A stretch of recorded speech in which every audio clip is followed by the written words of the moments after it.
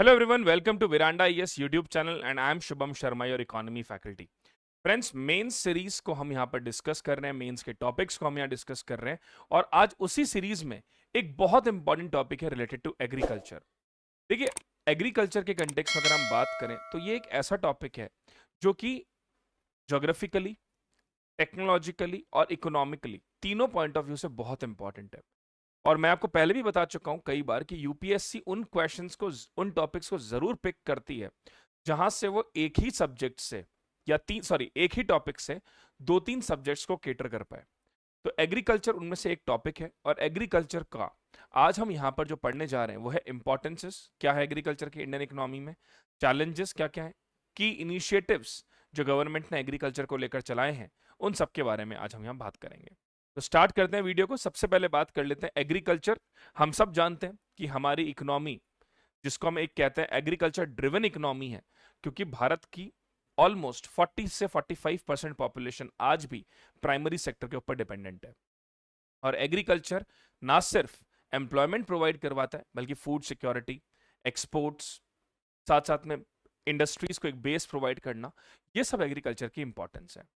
Let's start with the chapter, let's start with the topic. सबसे पहले बात कर लेते हैं एग्रीकल्चर के कंटेक्स्ट में कि एग्रीकल्चर का इंपॉर्टेंस इंडियन इकोनॉमी में क्या है। What is the importance of agriculture in Indian economy? What is the significance of agriculture in context of Indian economy? So let's discuss it. Importance of agriculture. Importance और significance of agriculture in Indian economy. सबसे पहले source of livelihood.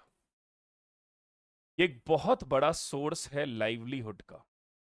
It is biggest, one of the biggest source of livelihood of for Indian economy.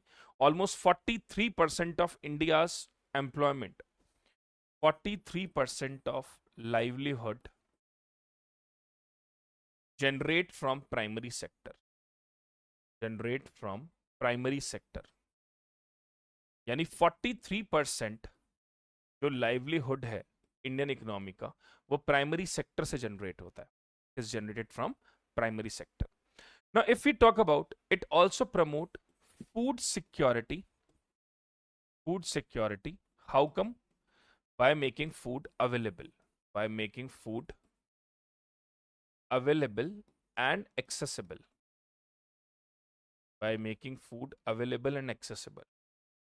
Now, its contribution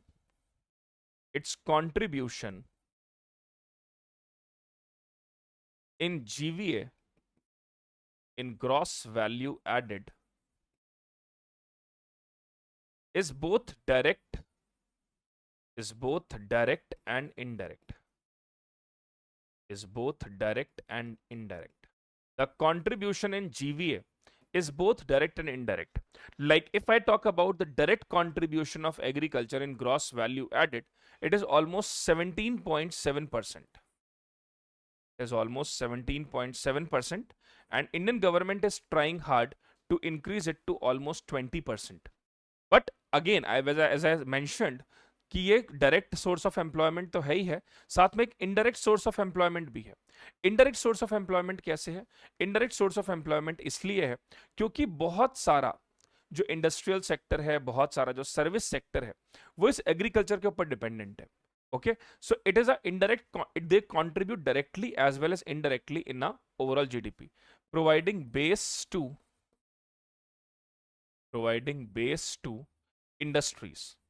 industries को base provide करता है।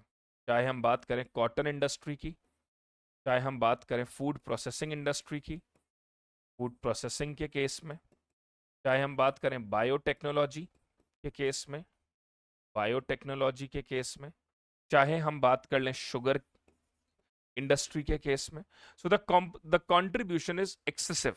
चाहे हम बात करें लेदर इंडस्ट्री में,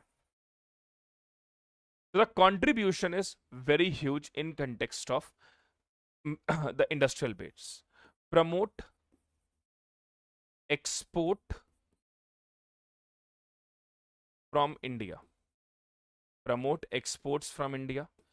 एक्सपोर्ट प्रमोशन में भी बहुत बड़ा रोल प्ले करता है एग्रीकल्चर, एक्सपोर्ट प्रमोशन के अंदर भी। उसके साथ साथ में foreign exchange earning, foreign exchange earning and balance of payment, foreign exchange earning and balance of payment, इसमें भी एग्रीकल्चर का कंट्रीब्यूशन ह्यूज है, बहुत बड़ा है। इसके अलावा और क्या क्या, सपोर्ट रूरल डेवलपमेंट, ठीक है, it support rural development as well, support rural development. Rural development को कैसे ये सपोर्ट करता है? By reducing migration. How it support rural development? By reducing the migration and by providing employment to the rural people. Then it also have cultural significance, cultural significance.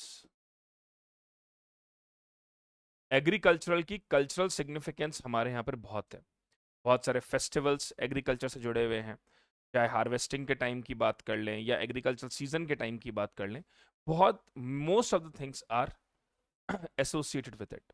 And lastly it also support the vulnerable section, vulnerable section जो है उसको भी section get support from it.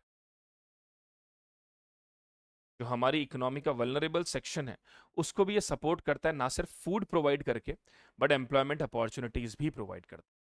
So these all are the significances of agriculture. These all are the importances of agriculture in context of Indian economy. Now let's talk about some challenges associated with food process or this agriculture sector. What are the challenges associated with agriculture? Now what all are the challenges that are associated with agriculture? सबसे पहले fragmented land holding. Fragmented land holding. Fragmented land holding. Most of the farmers in India, most of the farmers, most of the farmers have less than 1 hectare of land, have less than 1 hectare of land. Most of the farmers in India have less than 1 hectare of land. So we have a very fragmented land holding. As a result of that, most of the farmers either do subsistence agriculture, or even if they'll do the extensive agriculture, then also the productivity is very low. Then the second thing is dependency on monsoon. Dependency on monsoon. Now, if monsoon is good, agriculture productivity enhances. But if the monsoon अगर खराब है तो agriculture productivity decline भी कर जाती है। और सबसे बड़ी प्रॉब्लम यह है कि भारत में आज तक भी वाटर स्टोरेज, वाटर सिक्योरिटी, या अगर हम ये बात करें कि जैसे फूड सिक्योरिटी के लिए तो हमने बफर स्टॉक्स बना रखे हैं, हमने इसके लिए एक तरह का सस्टेनेबल प्रैक्टिसेस भी शुरू करी हैं, लेकिन वाटर कंजर्वेशन के लिए अभी भी हमारे पास इतने ज़्यादा एडिक्वेट मेजर्स नहीं है। ऐसी बात नहीं है कि भारत में बरसात अच्छी नहीं होती या सफिशिएंट बारिश नहीं होती, but the only problem is maximum time जितनी भी बरसात होती है उसका जो फ्रेश वाटर होता है, पानी होता है, वो सारा समुद्र में बह जाता है। तो ground water recharges, ground water table को के लिए प्रॉपर वाटर स्टोरेज फैसिलिटीज आज भी हमारे यहाँ पे बहुत पुअर है। Then dependency on monsoon. Third, poor technology used in agriculture practices. Poor technology used in agriculture practices. Still we are using the poor technology used. Now, आप कह सकते हैं कि अब ड्रोन टेक्नोलॉजी और हम ये कह सकते हैं प्रेसिशन फार्मिंग, इस तरह की चीजें प्रमोट हुई हैं, लेकिन आप ये भी देखिए कि अभी तक भारत का जो मेजॉरिटी ऑफ द हिस्सा है जहां पे एक तरह से रीजनल डिवाइड है या जो डिवीजन है वो इतना बड़ा है कि आज भी भारत में पुअर टेक्नोलॉजी का ही इस्तेमाल किया जाता है for agriculture practices. Then obviously climate change and weather uncertainty. Climate change and weather uncertainty, ये हमारे एग्रीकल्चर के लिए बहुत बड़ी प्रॉब्लम है। कभी भी मॉनसून फेलियर हो गया या ड्रॉट हो गया, फ्लड हो गया, so climate change problem and then the weather uncertainty is again a very big issue. Then apart from that, rising input cost, rising input cost, input cost में अगर हम बात करें, seeds, fertilizers, modern technology, all are keep on increasing, ये लगातार बढ़ती जा रही है, जिसकी वजह से farming practices is not generating that much of profits for the farmer. Then low market price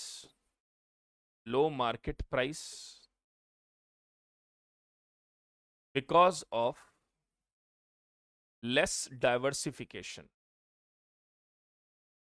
Low market price because of less diversification. Most of the farmers in India are growing wheat and rice only. Now, if they are growing most of the time wheat and rice because they are getting huge MSP on that, अच्छा MSP मिलता है इसलिए wheat and rice he grow करते हैं. अब उससे क्या होता है, प्रोडक्शन वीट एंड राइस का तो ज्यादा हो जाता है, लेकिन इसकी वजह से क्या होता है, क्योंकि सप्लाई ज्यादा हो जाती है और डिमांड कम रहती है वीट एंड राइस की उसके कंपैरिजन में, तो इस वजह से जो मार्केट प्राइस होती है वो कम हो जाती है. दूसरा, फार्मर्स डाइवर्सिफिकेशन भी इतना नहीं करते, क्योंकि एक तो लैंड साइज बहुत छोटा है, और दूसरी बात है कि उनके पास मॉडर्न टेक्नोलॉजी नहीं है, स्किल बेस्ड एग्रीकल्चर नहीं होता इंडिया में इतना, एजुकेटेड फार्मर्स नहीं है, अवेयरनेस नहीं है उनको इतनी सारी चीजों की. इस कारण जो जहां से जिन कैश क्रॉप से वो अच्छा खासा रिटर्न जनरेट कर सकते हैं उतना नहीं कर पाते. तो this is again a problem, low market price because of lack of diversification. Then storage and transport limitation. Storage and transport limitation. Many times हम बहुत बार न्यूज में देखते हैं कि वेयर हाउसेज या स्टोरेज या कोल्ड स्टोरेजेस नहीं होने की वजह से कई बार किसानों को अपनी क्रॉप सड़कों पे तक फेंकनी पड़ती है, क्योंकि उनको कॉस्ट, मेंटेनेंस की जो कॉस्ट है वो ज्यादा आ रही होती है प्रोडक्शन से भी. तो storage and transport problem is again a very big problem. Then because of monoculture, degradation of soil quality, degradation of soil quality because of monoculture practices, excessive use of chemical and fertilizers, इन सब चीजों की वजह से soil quality भी degrade होती है और वो एनवायरमेंट अनसस्टेनेबल प्रैक्टिसेस को भी प्रमोट करता है, जैसे कि यूट्रोफिकेशन जैसी प्रॉब्लम्स को. तो these are the major challenges associated with agriculture. So अब यहां पर हमें क्या चीजें, क्या रिफॉर्म्स लाने होंगे, इसको भी समझते हैं. तो first of all we need to promote supply chain reforms so that agriculture marketing और एग्रीकल्चर इंफ्रास्ट्रक्चर, एग्रीकल्चर सर्विसेज जो है उनको हम बेहतर कर सकें. तो सप्लाई चेन रिफॉर्म में सबसे पहला काम हमें क्या करना होगा, सप्लाई चेन रिफॉर्म के अंदर first point is improve storage and transport. Improve storage and transport services so that farmers earn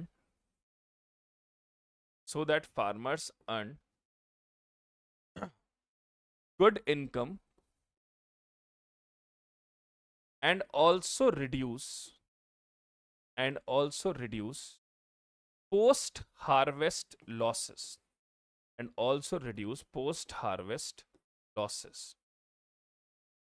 farmers को सबसे पहले तो अपनी स्टोरेज और ट्रांसपोर्ट फैसिलिटीज को बेहतर करना होगा, ताकि एक तो प्रॉफिट ज्यादा हो सके और दूसरा जो पोस्ट हार्वेस्ट लॉसेस हैं उनके वो कम हो सके. दूसरी इंपॉर्टेंट चीज, कोल्ड चेन डेवलपमेंट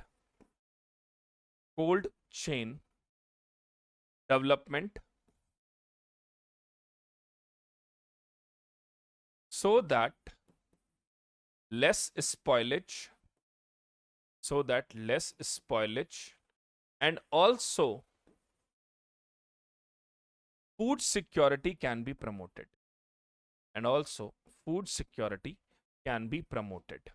अगर कोल्ड स्टोरेजेस ज्यादा मेंटेन होंगे तो उससे क्या होगा, एक तो स्पॉइलेज नहीं होगा और दूसरा फूड सिक्योरिटी भी मेंटेन रहेगी. That means cold chain development so that less spoilage and also food security can be promoted. This also enhances the food security. Third, processing and packaging.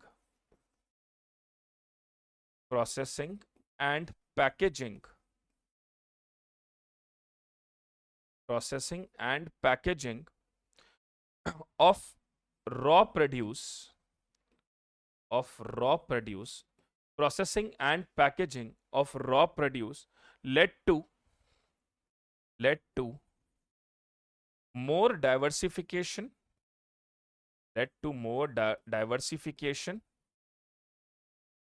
and also increase the shelf life of the product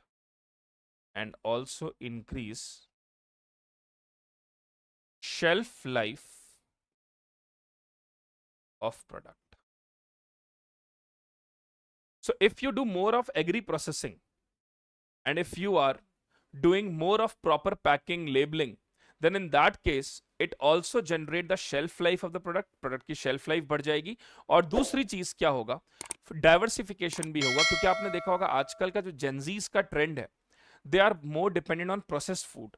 तो जितना आप process food बेहतर करोगे, जितना आप process food को promote करोगे, it not only generate the nutritious food, nutritious food भी तो हो सकता है प्रोसेसिंग से, और साथ साथ में उसके शेल्फ लाइफ भी इंक्रीज हो सकती है. तो these all are the supply chain reforms that can be promoted. Next is technology use reform. What all technology use reforms can be done. Technology use reform हम क्या क्या यूज कर सकते हैं. So first is digital platform. Digital platform, digital platform for information, for information, digital platform for information regarding real time information, regarding real time information, regarding real time information. किस चीज के real time information? Of weather forecasting, of weather forecasting, weather forecasting, soil data, soil data through phone application, soil data through phone application, soil data through phone application, and SMS service in local language. SMS service in local language. All these things are there when we talk about technology use reform. So digital platform information regarding real-time information of weather forecasting, soil data through phone application, and SMS services in local language.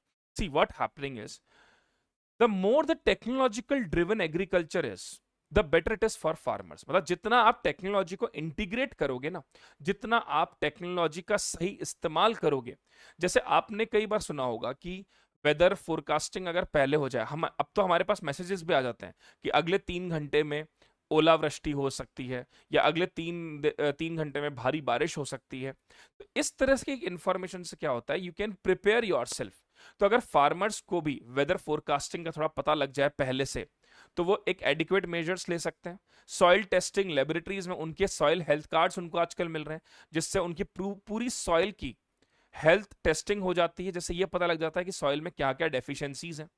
और SMS services उनकी local language में अगर हम provide करते हैं, जो कि अब प्रोवाइड होनी शुरू हो गई है, उससे उन्हें जल्दी हम ज्यादा अवेयरनेस बढ़ा सकते हैं और ज्यादा फार्मर्स को कवर भी कर सकते हैं. This is regarding to digital platform. Second, precision farming. This is very important. Precision farming can be promoted. Precision farming can be promoted through soil sensor, soil sensoring, drone technology, जो हमने स्वामित्व scheme में भी किया है, 3D mapping of boundaries, drone technology, satellite image, satellite images, satellite images, and apart from that, data analytics.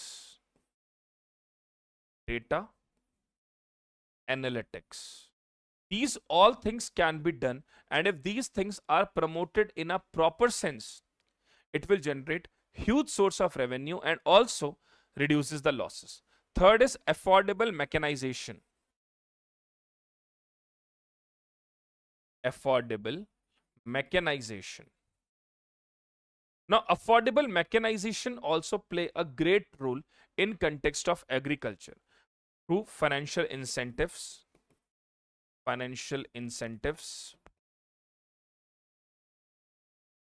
by providing subsidies,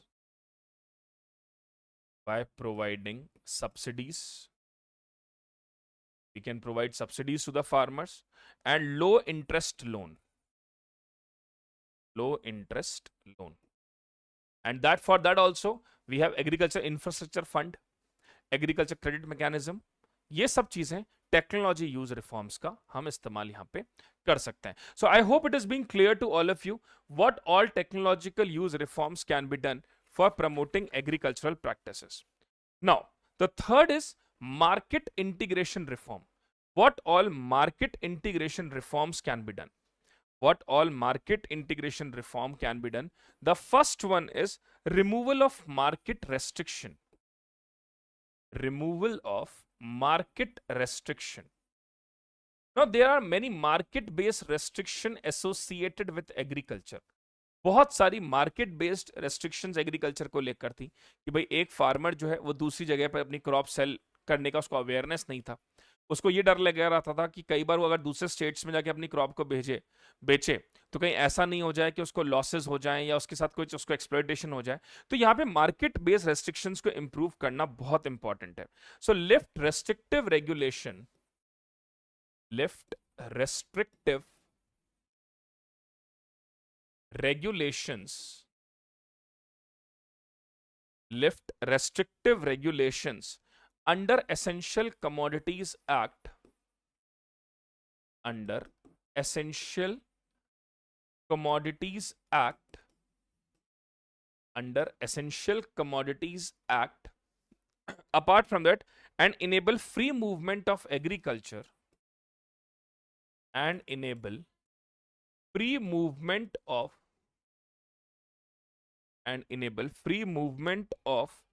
agriculture produce, enable free movement of agriculture produce, enable free movement of agriculture produce to prevent price distortion, to prevent price distortion, and also demand supply, and also demand supply gap can be fulfilled. Demand supply gap can be fulfilled. So all these steps if taken on a proper note, all these removal regarding to market restrictions are taken in a proper sense, that will lead to better results. Demand supply gap can be easily fulfilled, and also the price distortion problem can be handled in an effective manner. Then the third one is second one is formation of farmer producer organization. Formation of farmer producer organization. Now, what is this farmer producer organization? This is again very, very important. What is this FPO model? So FPO model is, पहले क्या होता था, कई बार एक किसान loan लेने जा रहा है, अब उसको लोन नहीं मिल रहा है क्योंकि बैंक्स को ये डर रहता था कि भाई अगर हम लोन दे देंगे तो एनपीए होने की संभावना बढ़ सकती है. दूसरा, एक किसान के पास में लिमिटेड एक्सेस हो सकता है रिसोर्सेस का, हो सकता है उसके पास में अच्छा टेक्नोलॉजी हो लेकिन फंड कंस्ट्रेंट्स हो, या हो सकता है उसके पास में एग्रीगेट जो लैंड है, पर हेक्टेयर ऑफ लैंड जो है वो कम हो. ऐसे केस में क्या हुआ, फार्मर प्रोड्यूसर ऑर्गेनाइजेशंस ने चीजों को बहुत बेहतर किया है. इसमें ग्रुप ऑफ फार्मर्स होते हैं, कलेक्टिवली काम करते हैं, ठीक है, एक आइडेंटिटी के फॉर्म में जिसको हम एफपीओ नाम देते हैं, उसके थ्रू वो काम करते हैं. उससे क्या होता है, एफपीओ के नाम से लोन लिया जाता है. जब एफपीओ के नाम से लोन लिया जाता है तो लोन भी मिल जाता है, इंटरेस्ट थोड़ा सा कम होता है और जनरली कोलैटरल भी कम होता है. दूसरा, एफपीओ मॉडल में क्या होता है कि जब जो बहुत सारे फार्मर्स एक साथ काम करते हैं तो हर किसी फार्मर के पास अपने खुद के रिसोर्सेज भी होते हैं. जैसे कोई किसान है, उसके पास हेक्टेयर ऑफ लैंड ज्यादा है लेकिन टेक्नोलॉजी नहीं है, लिटरेसी नहीं है, अवेयरनेस नहीं है, सीड्स बेटर क्वालिटी की नहीं है. कोई ऐसा फार्मर है जिसको फर्टिलाइजर्स का यूसेज प्रॉपर आता है. तो इस एफपीओ मॉड्यूल से क्या होता है, एक तो लोन लेना इजी हो जाता है, कलेक्टिव फार्मिंग से प्रोडक्टिविटी बढ़ती है, और सबसे बड़ा फायदा इसका यह है कि इससे फार्मर्स के जो पोस्ट हार्वेस्ट लॉसेज हैं या जनरल लॉसेज हैं उनको भी रिकवरी हो जाती है, क्योंकि यहाँ पे क्रॉप डाइवर्सिफिकेशन भी होता है. ठीक है, तो what is there, so support FPO, support FPO module, support FPO module through cooperative farming, through cooperative farming, promoting farmer groups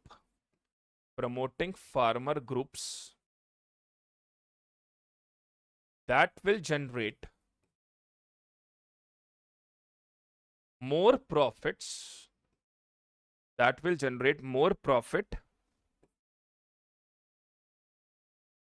and also help for better negotiation,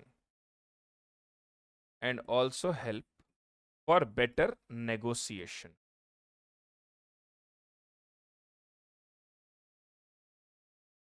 So this is how the market integration reforms can be done. Third one is also there regarding to ENAM, but I'll cover that in scheme part. Now, recent initiative that is run by government for promoting agriculture. So first is electronic national agriculture market. Electronic national agriculture market, we popularly called as ENAM. ENAM. Now, let's take a simple example. To understand the process of ENAM. Suppose there is one farmer, एक farmer है जो राजस्थान में रहता है. अब वो बाजरा produce करता है और उसका जो प्रोडक्टिविटी है या उसका जो प्रोडक्शन है वो जनरली राजस्थान में ही कंज्यूम ज्यादा किया जाता है. लेकिन मान लेते हैं कि बाजरा का प्रोडक्शन बहुत ज्यादा हो गया.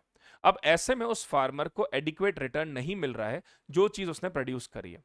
लेकिन इलेक्ट्रॉनिक नेशनल एग्रीकल्चर मार्केट से क्या होगा, वो अपने प्रोडक्ट को रजिस्टर्ड करवा सकता है थ्रू एपीएमसी मंडी, इनाम सॉफ्टवेयर के थ्रू, इनाम प्लेटफॉर्म के थ्रू, सॉरी. और वहां से नंबर ऑफ बायर्स वो जो टारगेट कर सकता है वो पूरे पैन इंडिया कर सकता है. यानी कि पूरे भारत के जितने भी लोग हैं, अगर उनमें से मान लीजिए कर्नाटका का कोई व्यक्ति जिसको बाजरा कंज्यूम करना है, या गुजरात का कोई व्यक्ति जिसको बाजरा चाहिए, या महाराष्ट्र का कोई व्यक्ति जिसको बाजरा चाहिए, he can directly access it through eNAM. तो उससे क्या होगा, एक तो फार्मर्स की जो प्रोडक्टिविटी है उसका डिस्ट्रीब्यूशन पूरे पैन इंडिया में होगा. दूसरा, बायर्स को भी अफोर्डेबल प्राइस, क्योंकि एक ही किसान के नहीं बहुत सारे किसानों के नाम वहां पे होते हैं, तो अफोर्डेबल प्राइस वो भी अपने प्रोडक्ट को खरीद सकते हैं. और तीसरा, रीच भी बढ़ सकती है किसी फार्मर की. तो this is regarding to electronic national agriculture market. Enable farmer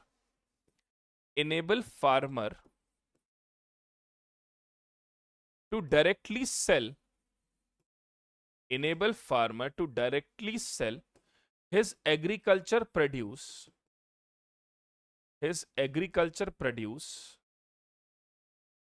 in pan India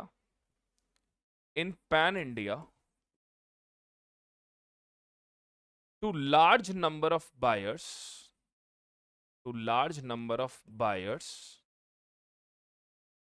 which generate more income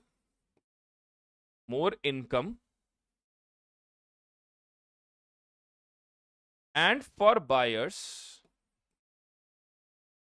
they have more choices and increase the availability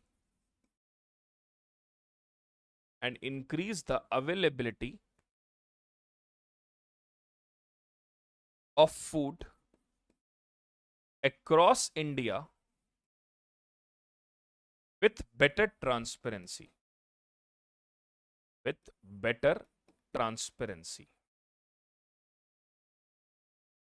Now, this is the role of ENAM.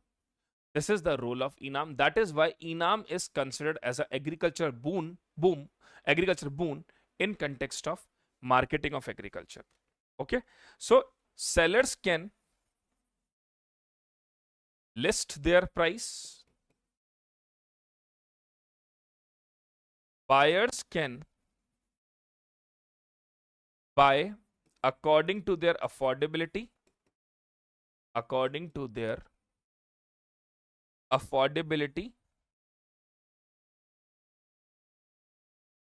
through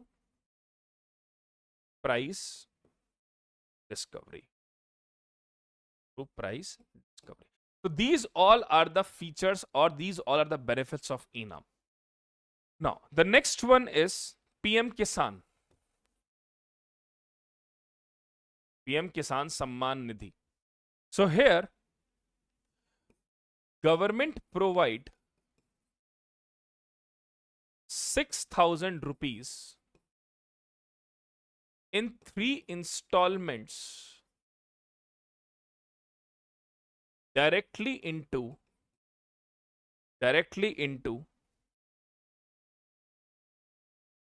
the bank account of farmers।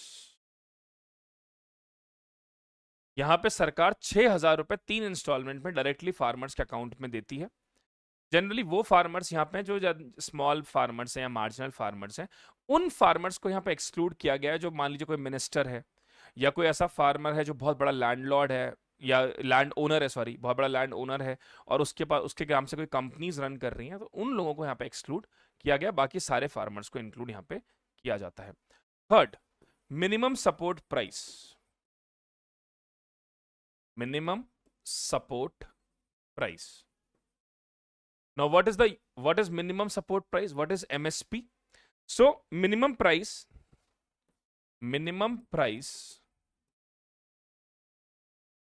that government guarantee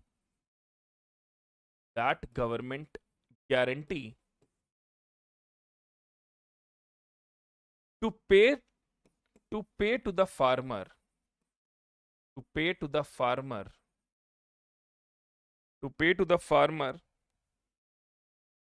if the price drop regarding to his produce, if price drop regarding to his produce. So MSP is given for 22 crops, and for sugarcane we have FRP, fair and remunerative price. Now MSP is given for 23 crops. CCEA approved the MSP. Cabinet Committee on Economic Affairs approved the MSP.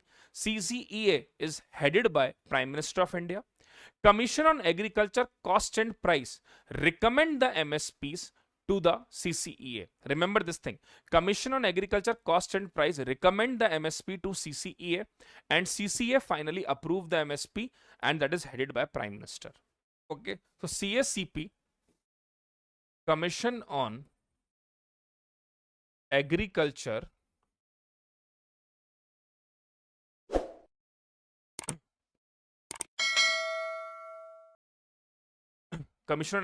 Cost and Price recommend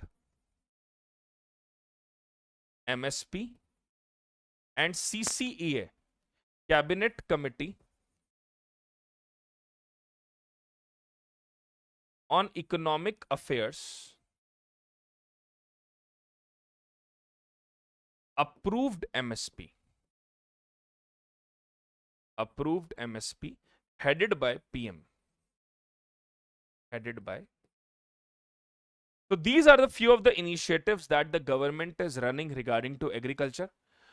I hope, friends, you all like this session. This is about the brief regarding to agriculture. I hope you all like it. अगर आप सबको ये video अच्छा लगा है तो comment करिए, share करिए, से सब्सक्राइब करिए हमारे चैनल को, और साथ में बने रहिए हमारे साथ और अच्छे वीडियोस के लिए। Thank you so much. God bless you all. Veranda IAS, where your dream becomes reality.